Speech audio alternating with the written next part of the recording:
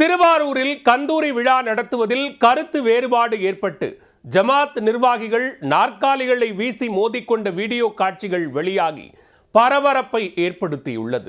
ஜமாத் நிர்வாகிகள் மீது தாக்குதல் நடத்தியதன் பின்னணி என்ன?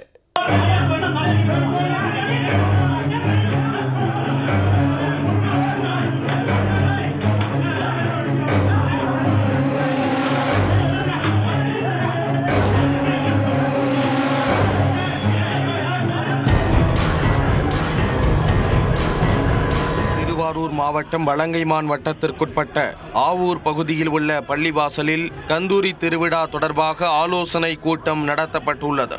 ஜமாத் தலைவர் உமர் கத்தாப் தலைமையில் நடைபெற்ற ஆலோசனை கூட்டத்தில் ஜமாத் நிர்வாகிகள் கலந்து கொண்டனர்.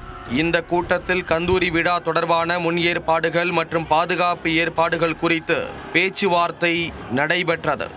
அப்போது இருவேறு கருத்து நிலவியதால் ஜமாத் நிர்வாகிகளுக்கும் மற்றொரு தரப்பினருக்கும் இடையே வாக்குவாதம் ஏற்பட்டுள்ளது. ஒரு கட்டத்தில் இரு தரப்பிற்கும் இடையேயான வாக்குவாதம் முற்றிய நிலையில் ஒரு நபர் தான் அமர்ந்திருந்த நாற்காலியை எடுத்து ஜமாத் நிர்வாகிகள் மீது வீசி தாக்குதல் நடத்தியுள்ளார். அதனைத் தொடர்ந்து இரு தரப்பிற்கும் இடையே கைகலப்பு ஏற்பட்டது. இது குறித்து ஜமாத் தலைவர் உமர் கத்தாப் வலங்கைமான் காவல் நிலையத்தில் புகார் அளித்திருக்கிறார்.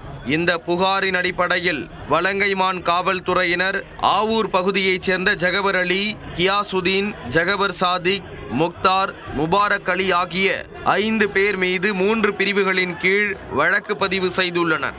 இந்த நிலையில் ஜமாத் நிர்வாகிகள் பேச்சுவார்த்தையின் போது நாற்காலிகளால் தாக்கிக் கொண்ட சிசிடிவி காட்சி சமூக வலைதளங்களில் தற்போது வைரலாக பரவி வருகிறது.